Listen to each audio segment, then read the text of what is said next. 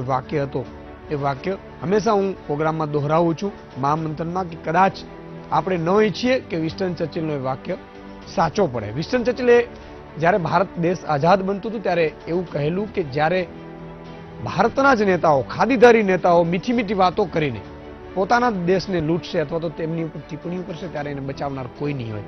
આજે ખરેખર એવું જ થાય છે। આવા નેતાઓને બીજા દિવસે જનતા કદાચ નહીં ભૂલી શકતી હોય પરંતુ કાનૂન અથવા તો બીજા રાજનેતાઓ છે એ ચોક્કસ ભૂલી જાય છે। આ તમામ મુદ્દે આપણે ચર્ચા કરીશું આજે મહામંથનમાં। શરૂઆત કરીએ કે શું મામલો છે। ઉત્તર પ્રદેશ વિધાનસભા ચૂંટણી પૂર્વે નેતાઓ બેબાક બન્યા છે। ભાજપના નેતા વિનય કટિયારે પ્રિયંકા ગાંધીની સુંદરતા મુદ્દે નિવેદન કરીને વિવાદનો મધપૂડો છેડ્યો છે। તો આ પૂર્વે જેડીયુ નેતા શરદ યાદવે વોટની સરખામણી દીકરી સાથે કરતા બફાટ કર્યો હતો, જેને લઈને ઉત્તર પ્રદેશનું રાજકારણ ગરમાયું છે। उससे ज़्यादा तो बहुत सी सुंदर और भी महिलाएं लड़कियां हैं जो स्टार कंपेटर हैं।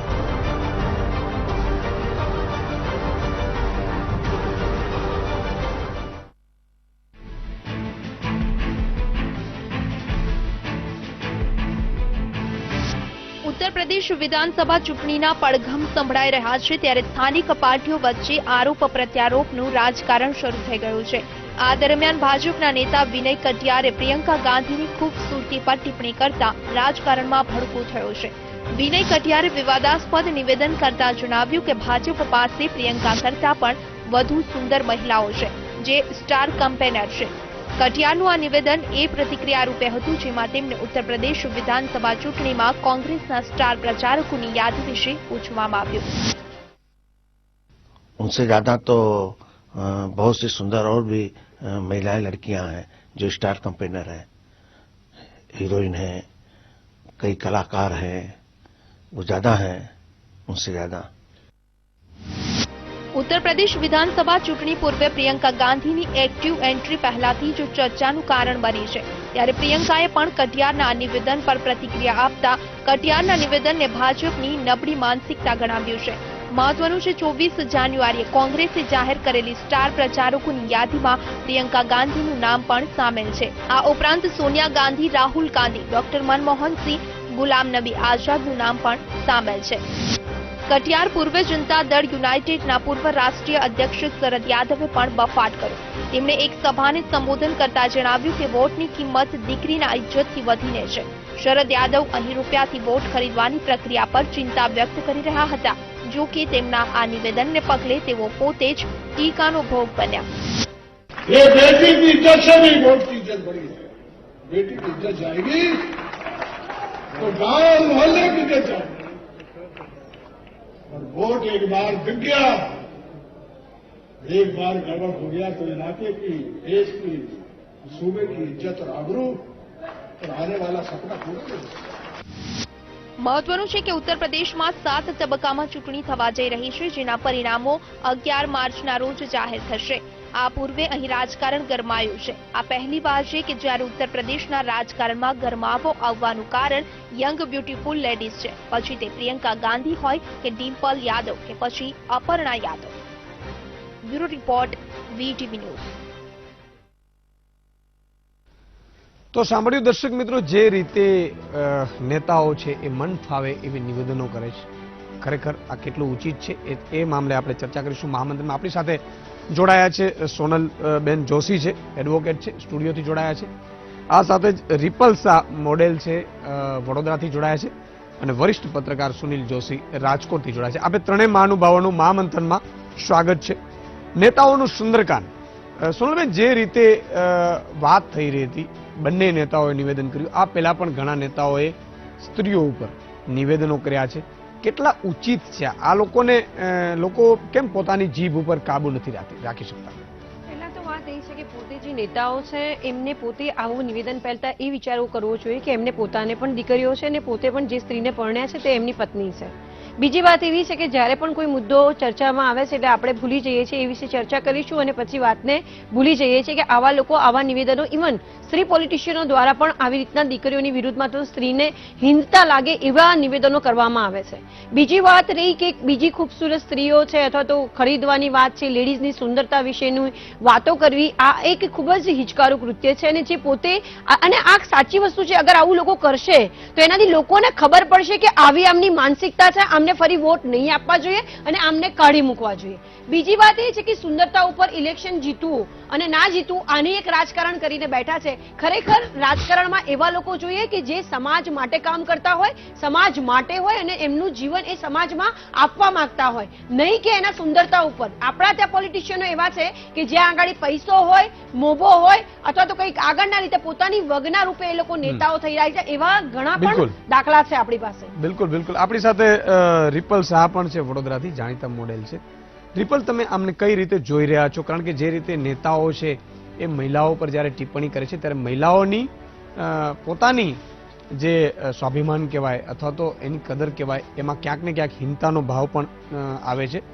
ભારત દેશ ભારત માતા કહેવાય છે એટલા માટે કારણ કે આપણે માતાને પૂજીએ છીએ. પરંતુ આજે જે રીતે સ્ત્રીઓની નેતાઓ દ્વારા જે ટિપ્પણીઓ કરવામાં આવે છે, કેટલું તમે એમને ઉચિત માનો છો અને આવા નેતાઓને શું સજા થવી જોઈએ?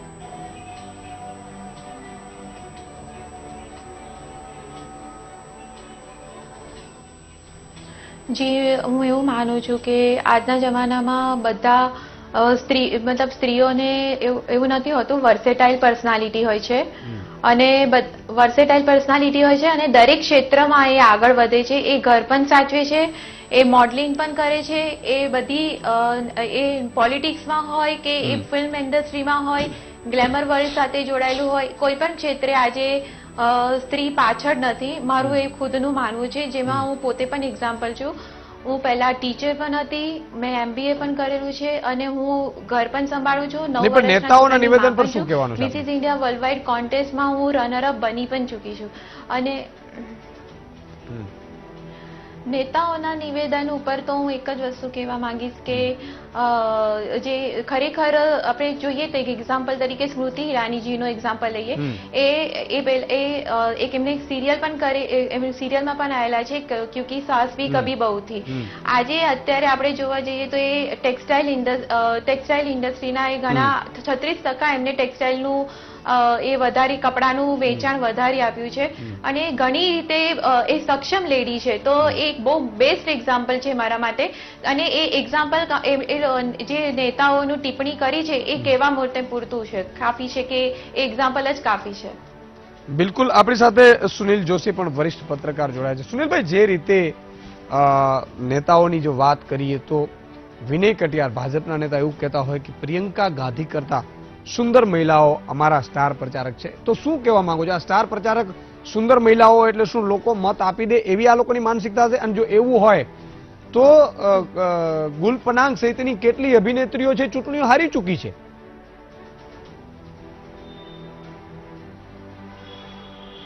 જી જી જી ઈશુભાઈ, એ બાબતમાં પહેલી વાત એ છે કે કોઈ પણ જાહેર નિવેદન કરતી વ્યક્તિ મહિલા હોય કે પુરુષ એનું સન્માન જળવાવું જોઈએ. જે નિવેદન થયું છે તો જર્નલિઝમની અમારી દ્રષ્ટિએ ફેમ અને ડિફેમ બે વસ્તુ હોય છે. એક જ્યારે માણસ પોતે પ્રચારમાં નથી હોતો, પોતે લાઇમલાઇટમાં નથી હોતો, ત્યારે લાઇમલાઇટમાં આવવા માટે કોઈ આવું કરતા હોય ડિફેમ દ્વારા.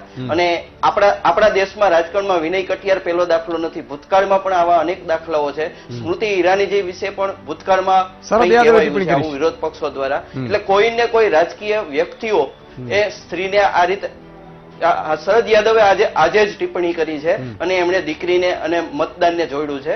મારું કહેવાનું એમ છે કે આ એક બહુ ઇરાદાપૂર્વક સોચ સમજપૂર્વક કરેલી બાબત હોય તો એની ગંભીરતા વધુ છે. અને જો જીભ લપસી જવાથી કોઈ વાત થઈ હોય તો એને માઇલેજ લેવું છે. વિનય કટિયાર આપ જાણો છો લાઇમલાઇટમાં આજકાલ નથી, એટલે એ રીતે કદાચ એવું પણ બને કે આ દ્વારા એક ચર્ચાનો મુદ્દો છે એ ઉભો કરવામાં આવ્યો. બિલકુલ. સુનિલભાઈ, જે રીતે માઇલેજ લેવા માટે સ્ત્રીઓનો ઉપયોગ કરવો અને એ પણ અભદ્ર ટિપ્પણી અથવા તો વિવાદાસ્પદ ટિપ્પણી કરીને સન્માન હણાય એટલી એવી ટિપ્પણીઓ કરીને કરવું, એ કેટલું યોગ્ય છે? કારણ કે નેતાઓ છે એ નેતાઓ જ્યારે સંસદમાં હોય છે, શરદ યાદવથી સહિતને તમામ હોય છે સંસદમાં, કાયદાઓ આપણા સંસદમાં આ લોકો ઘડતા હોય છે. એક દેશ છે એ કાયદાઓને 125 કરોડનો દેશ છે એ કાયદાઓને ફોલો કરતો હોય છે. ત્યારે આવો માઇલેજ માટે જો આવી રીતે ઉપયોગ કરતા હોય તો બહુ ગંભીર બાબત ન કહેવાય?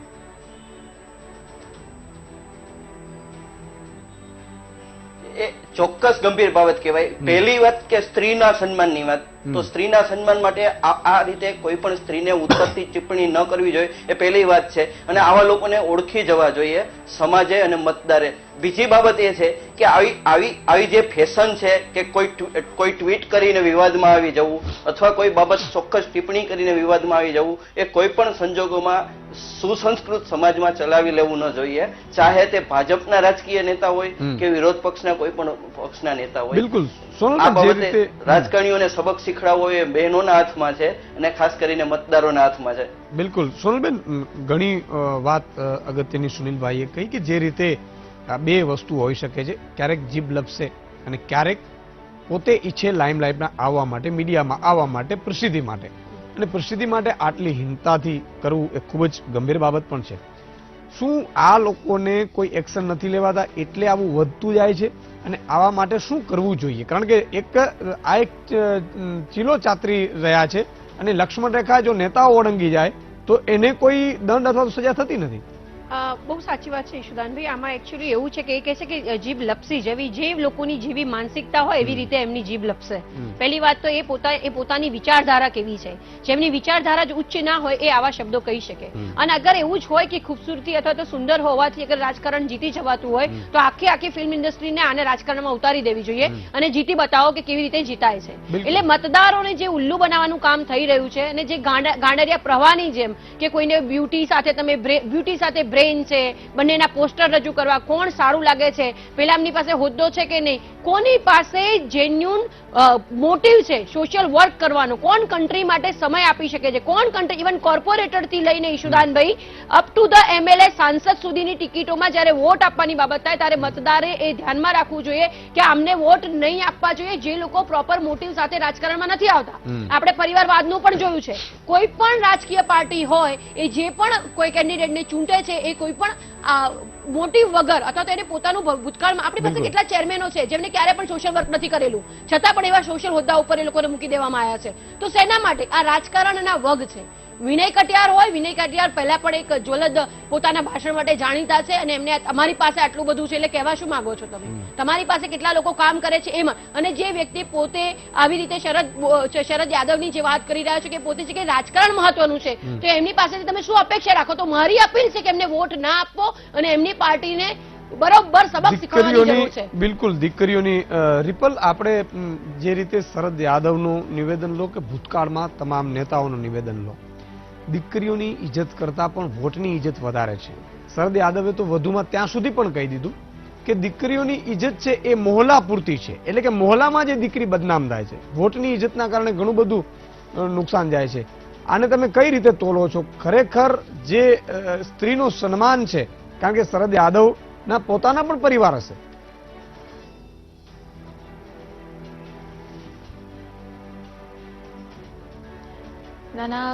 સોનલબેને જેમ કીધું કે આવી રીતે એવા લોકોને સબક શીખવાડવો જોઈએ. જે રીતે શરદ યાદવ આવી રીતે બયાન આપી રહ્યા છે, દીકરીઓની ઇજ્જત કરતા વોટની ઇજ્જત વધારે છે, તો એ તો બિલકુલ જ સાંખી ના લેવું જોઈએ અને એના માટે કોઈ પણ સ્ટ્રિક્ટ એક્શન્સ લેવા જ જોઈએ એવું મારું માનવું છે.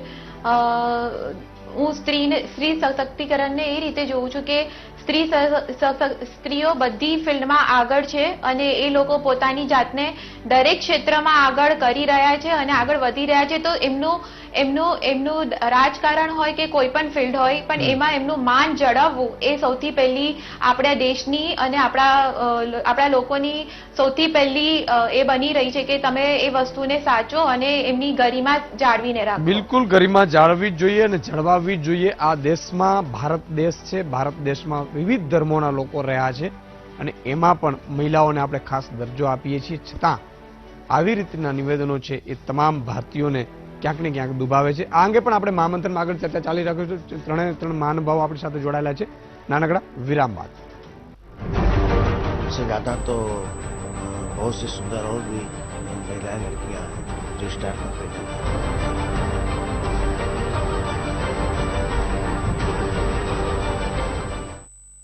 मैं बस स्टॉप जाती हूँ बच्चों को लेने, पूरे फेस पे डस्ट फील होता है। मेरा नोज एंड चीक एरिया मुझे बहुत ही ड्राई रफ लग रहा है। हमने हिना को 7 दिन के लिए डव ट्राई करने को कहा। जब मैंने डव यूज किया मुझे ऐसा लग रहा था कि मैं ग्लो कर रही हूँ, चमक रही हूँ। मेरी डॉटर को वैसे भी मेरे चीक्स बहुत पसंद है। जब उसने मुझे जोर से किया तो मैंने उसको बोला Ashu no it's hurting, and then she like no mamma now you are soft soft. 1/4 moisturising cream के साथ मैं स्विच कर चुकी हूँ ऑलरेडी। पाएं सॉफ्टर स्मूदर ग्लोइंग त्वचा। लीजिए डव का 7-डे टेस्ट। કેમ આટલા બધા હરખાવ છો?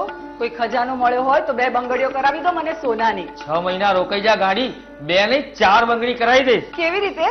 આપણા ગામની નવી પિયત મંડળી થાય છે ને આપણે એના સભ્ય થયા છે. હવે ભલે આપણું ખેતર છેવાડું રહ્યું, આપણને પણ બધી સિઝનમાં પાકને જોઈતું પાણી મળશે અને તે પણ સમયસર. સમજી?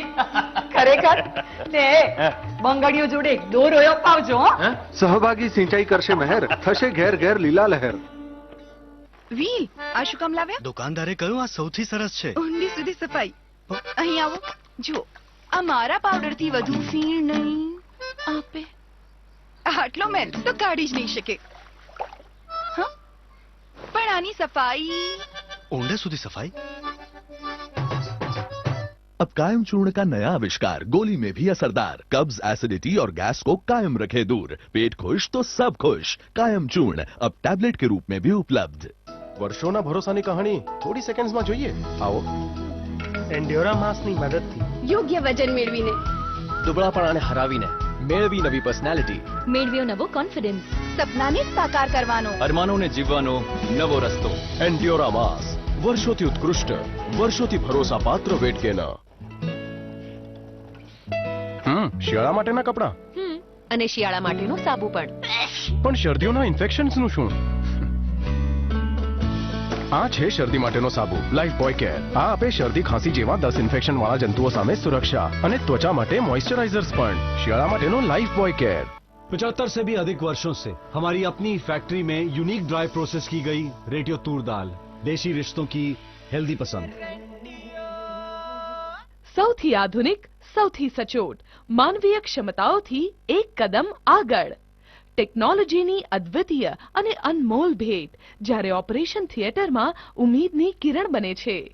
મલ્ટિપલ રોબોટિક સર્જરીનો અત્યાધુનિક વિકલ્પ હવે ગુજરાતની સૌથી મોટી કોર્પોરેટ હોસ્પિટલ શૃંખલા સ્ટર્લિંગ હોસ્પિટલમાં ઉપલબ્ધ.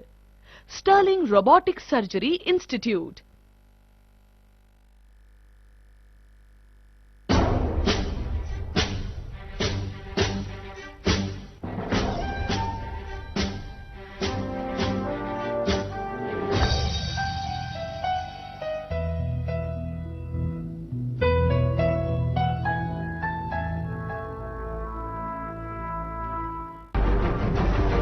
इससे ज़्यादा तो बहुत सी सुंदर और भी महिलाएं लड़कियां हैं जो स्टार कैंपेनर हैं।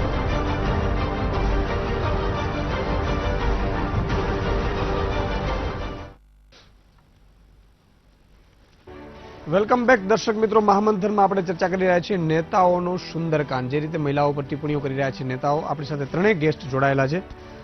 સુનિલભાઈ, જે રીતે નેતાઓ ટિપ્પણીઓ કરે છે, નેતાઓની ટિપ્પણીઓમાં પોતાને માઇલેજ મળે છે અને એ જ નેતાઓને કોઈ સજા કરતું નથી, અથવા તો એ નેતાઓ લાભ લઈ જાય છે છતાંય પણ ચૂંટાઈ જાય છે અને સંસદ સુધી પણ પહોંચી જાય છે. ખરેખર આ દેશના નાગરિકો ચૂંટી પણ લે છે આવા નેતાઓને, તો આમાં શું માનવું, શું સમજવું, શું ગણિત છે આ બધું સમગ્ર?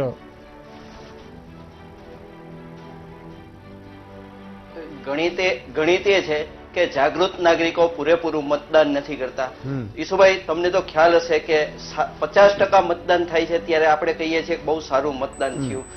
મતલબ જે લોકો જાહેર નિષ્પૃહ જે હોવી જોઈએ, લોકોની પોતાની સમાજ માટે પોતાની કંઈ ધ્યાન આપવું જોઈએ, કોન્ટ્રીબ્યુશન આપવું જોઈએ, એ નથી આપતા અને પાછળથી ફરિયાદો કરે છે.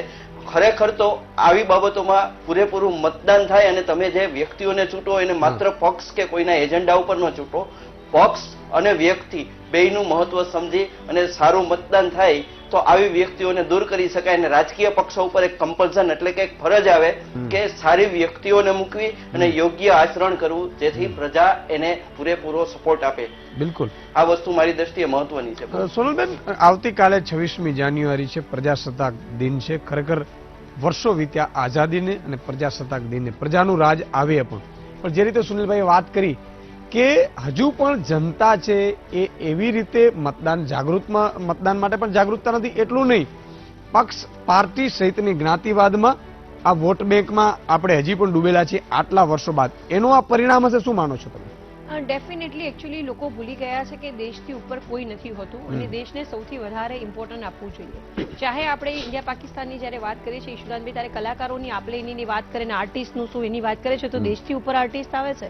દેશ મહત્વનો હોવો જોઈએ. અને બીજી વાત એ છે કે જેટલા લોકો સારા લોકો રાજકારણમાં આવતા નથી, કારણ કે જે લોકો સારા લોકો રાજકારણમાં આ જે ગંદી પોલિટિક્સ છે એની અંદર ટકી શકતા નથી, કારણ કે આવા લોકો છે કે જેની માનસિકતા આટલી ગંદી છે. અને એ લોકો અમુક તો ગુંડાઓ છે, જે ગુંડા તો જેઓ ઉપર ઢગલો FIR થયેલી છે, એવા લોકો રાજકારણમાં છે. એટલે એજ્યુકેટેડ લોકો અગર આ એક એવું એટમોસ્ફિયર છે એની અંદર સેટ નથી થઈ શકતા. આ બદલવાની જરૂર છે. એજ્યુકેટેડ લોકોએ આગળ આવવાની જરૂર છે. બીજી વાત એ એક ઇમ્પોર્ટન્ટ કહીશ કે જ્યારે કોઈ નેતાઓ બફાટ કરે છે તો માફી માંગીને છૂટી જતો હોય છે, એના બદલે એને 2 વર્ષ માટે ઇલેક્શન ન લડી શકે અથવા તો એને પોતાને વિધાનસભા અથવા રાજ્યસભામાંથી 1 વીક અથવા તો 1 મહિના માટે એને બાકાત કરવો જોઈએ અને પૂરેપૂરી એની એટલી પબ્લિસિટી કરવી જોઈએ કે આવું બોલ્યો તો એટલા માટે એને 2 વીક માટે બેન કર્યો છે. તો જ આ બધું અટકશે. બોલતા પહેલા વિચારવું જોઈએ. કોઈ સ્ત્રી માટે, પોતાના દેશ માટે ગમે ત્યારે ગમે તે પોતાની મરજી મુજબ બોલે, જે સૌથી ગંદુ વિધાન છે કે મત મહત્વનો છે, દીકરી મહત્વની નથી. હવે આ વ્યક્તિની માનસિકતા અગર એ પોતે આવશે પાવરમાં તો એની માનસિકતા શું હશે? એ કેવી રીતે લોકોને ન્યાય અપાવશે જ્યાં પોતાની દીકરી અથવા તો જે પોતાની પત્નીનું સન્માન નથી કરતો, કોઈ સ્ત્રીનું સન્માન નથી કરતો? એવું જ થયું આ સ્ટેટમેન્ટથી. તો આપણે એ જોવાની છે. વોટ પણ ના આપીએ. સામે એજ્યુકેટેડ લોકો મહેરબાની કરીને જેમની પાસે સમય છે પ્લીઝ રાજકારણમાં આવો અને આવા લોકોને ઘસડીને બહાર કરવા પડશે. તો જ આપણે સારી રીતે આપણા દેશને બધી વાતો કરીશું, સશક્તિકરણની, એમ્પાવરમેન્ટની, ડિજિટલ ઇન્ડિયાની, પરંતુ પહેલા ખરેખર સારા સાચા માણસોની જરૂર છે. બિલકુલ. રિપલ પણ આપણી સાથે છે. જે રીતે સોનલબેને વાત કરી કે આવા નેતાઓ ખરેખર બિહારમાં છે, એ જેડીયુ ગઠબંધનની સરકાર છે ને જેડીયુના અધ્યક્ષ છે શરદ યાદવ, અને બિહારમાં આપણે જાણીએ છીએ કે કેવું રાજ છે. રિપલ, એક વાત એ સમજવી છે કે જ્યારે મહિલાઓ પર આવી જ્યારે અભદ્ર ટિપ્પણી કરવામાં આવે છે ત્યારે નેતાઓના પરિવારમાં પણ એક મહિલાઓ હોય છે. શું એમની પરિવારની મહિલાઓ એમને કોઈ સલાહ અથવા તો સૂચન નહીં આપતી હોય?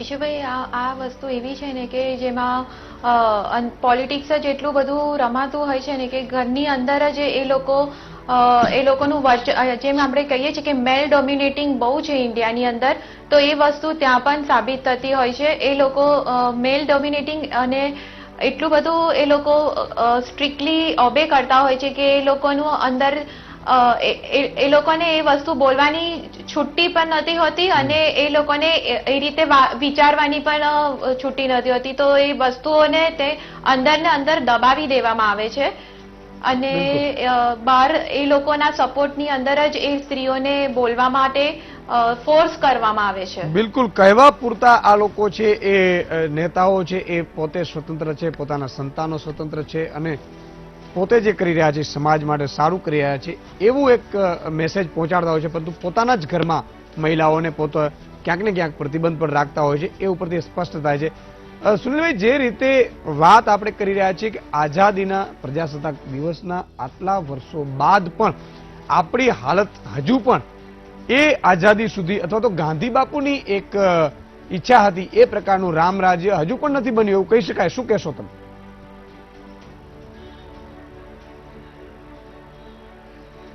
બરોબર છે, તમારી વાત સાચી છે કે આપણે મૂળ પાયાની બાબતોમાં ચૂકીએ છીએ. સૌથી મોટો આપણી પાસે ચેલેન્જ હોય તો એ પોપ્યુલેશનની છે. આપણે જે રીતે દેશ ઝડપથી વસ્તી વૃદ્ધિ થઈ રહી છે એ પ્રમાણે પાયાની સુવિધાઓ જેમાં આરોગ્ય, શિક્ષણ, મકાન, રોટી એમાં જ આપણે ઉલઝી ગયા છીએ. તો લોકો પાસે શિક્ષણ નહીં આવે તો એને એના અધિકારનો ખ્યાલ નહીં આવે, અને અધિકારનો ખ્યાલ નહીં આવે તો એ રોજિંદી ઘટનાઓમાં ફસાયેલા રહેશે.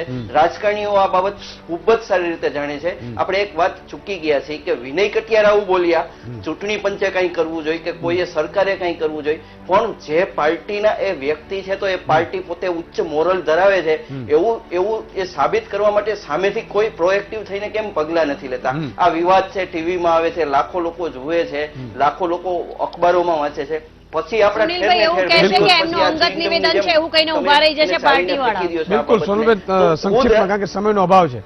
એવું કહેશે કે કોઈ પાર્ટી જયારે પાર્ટીની વાત આવે લાગે પાર્ટીનું નામ ખરાબ થાય છે, એટલે સુનિલભાઈ એવું કહેવામાં આવશે કે અંગત નિવેદન છે, પાર્ટીને કોઈ લેવા દેવા નથી. એમને કેવી રીતે આ લોકો એટલા બધા ટેવાઈ ગયા હોય છે નાટકબાજીથી. એક્ઝેક્ટ પણ સોનલબેન તમે સમજો છો, તમે એકદમ સમજો છો સોનલબેન. આમાં થવું એવું જોઈએ કે એ રાજકીય પક્ષે એની જવાબદારી લેવી જોઈએ. જ્યારે એમને નેતા બનાવે છે ત્યારે ને ત્યારે એમની સામે પગલા લેવા જોઈએ. એના માટે દિવસો નો જોઈએ, તપાસ નો જોઈએ, સામે જ છે બધું. જે રીતે મહામંથનમાં આપણે સમયનો અભાવ છે, ત્રણેય મહાનુભાવ સોનલબેન, સુનિલભાઈ અને રિપલ, ત્રણેયનો ખૂબ ખૂબ આભાર. જે રીતે દર્શક મિત્રો બધા જ સમજે છે, પત્રકારો સમજે છે, સામાજિક કાર્યકરો સમજે છે, વકીલો સમજે છે, સ્ત્રીઓ સમજે છે, પરંતુ નથી સમજતા તો એવા નેતાઓ કે જેઓ ચૂંટાઈને કાયદાઓ ઘડવા માટે સંસદ સુધી પહોંચી જાય છે તે જ નથી સમજતા. જે દેશ માટે, ભારતને આઝાદ કરવા માટે કેટલા શહીદ થયા છે, લીડર આઝાદથી માંડી અને સુભાષચંદ્ર બોઝ સુધીના તમામે મહેનત કરી છે. ગાંધી બાપુ સત્ય અને અહિંસાના પગલે દેશને આઝાદ કર્યું છે, પરંતુ આપણા જ નેતાઓ છે ક્યાંક ને ક્યાંક હજુ પણ એ દેશને આઝાદી આપી નથી શક્યા. અને આશા રાખીએ કે હવે આવતીકાલે જે 26મી જાન્યુઆરી છે ત્યારબાદ પ્રજાનું ક્યાંક ને ક્યાંક રાજ છે એ વધે અથવા તો પ્રજા છે એવું થાય એવી આશા રાખીએ. નવા વિષય નવા સબ્જેક્ટ સાથે આવતીકાલે ફરીથી મળીશું. ત્યાં સુધી મને રજા આપો અને તમે જોતા રહો વીટીવી ન્યૂઝ. નમસ્કાર.